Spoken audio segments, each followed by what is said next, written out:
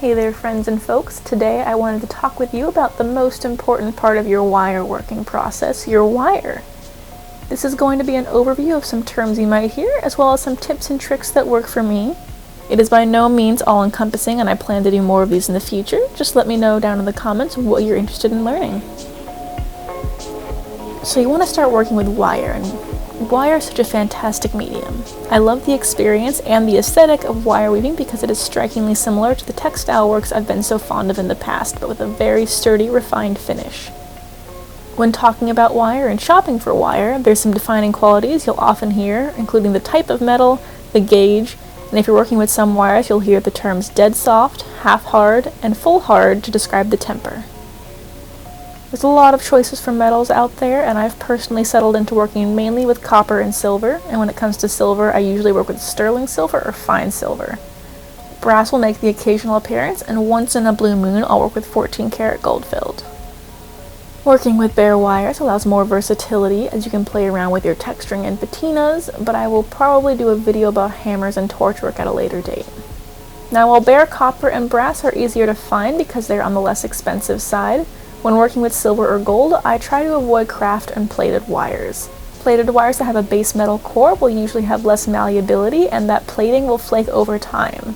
So if you're trying to make a golden piece and you use a gold plated wire, that plating will most likely fade, get scratched off with wear and tear, and you will be left with not a gold piece.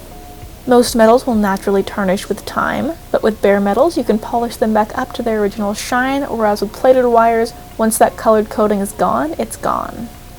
I do still have a good amount of plated and craft wire on hand from my bead store days though, which I usually use when teaching, so you'll probably see it make appearances. The main reason I work with copper and silver is, like I said, just a matter of personal preference. They work fairly similarly in terms of how they move in temper, and aesthetically they fit the work I do and the stones I tend to choose. Copper is such a rich, wonderful color, it oxidizes beautifully, and it moves very, very well. I love pairing bright copper with blues, greens, and turquoises, and oxidized copper has such a wonderfully understated earthy tone to it. Now when I work with silver wire, I work with either sterling silver or fine silver. Sterling silver is an alloy of 92.5% silver, with the remaining makeup being a base metal such as zinc, copper, or nickel. Fine silver, on the other hand, is 99.9% silver, and it is so lusciously soft that it sometimes doesn't even feel like a metal when I'm working with it. Sterling is a popular choice in jewelry because even though it is not pure silver is just so dang soft it barely has any hold to it. Creating a silver alloy allows it to hold its form better. But because it is still an alloy, it may cause irritation for those who have metal sensitivities.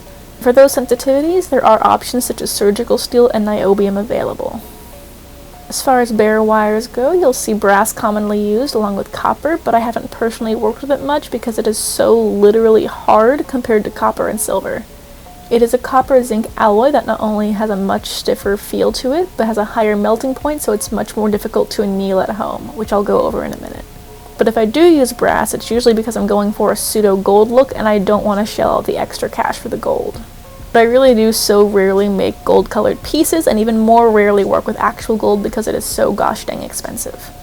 For reference, I get most of my wire supplies from the website Rio Grande, and they update their metal prices daily, but at the time of filming this, their 1 pound copper coils are approximately $16. Their 1 pound brass coils are about $20. Sterling silver then jumps to $27 per ounce, and 14 karat gold jumps even further to $70 per ounce. Because of that hefty price tag, I don't have the overhead to work with gold filled regularly and not turn it over, so I pretty much only work with it on commission, which happens maybe twice a year. Now gold, much like silver, is so soft that it doesn't have much hold on its own, so you will more commonly find alloyed gold pieces than pieces that are solid gold. Now after you know your metal type, one of the next defining features you'll find is the wire gauge.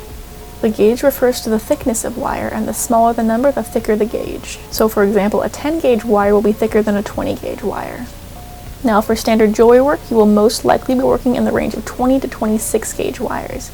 And as you get into finer, more elaborate work, you'll expand from there. I always have 16 to 30 gauge on hand in both copper and silver, and will order outside that range as needed. Personally, I've never worked with larger than 10 gauge or with smaller than 32 gauge, but that does not mean I never will. For the larger gauges, I usually use these as base wires for my woven pieces or as components, meaning I'll create a shape with a large piece of wire, work it with a hammer and texture and temper it, and then build off of that frame.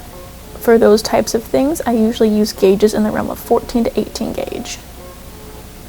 Now 20 to 24 gauge is an easily referenceable range, as most standard ear wires you will encounter are probably 22 gauge.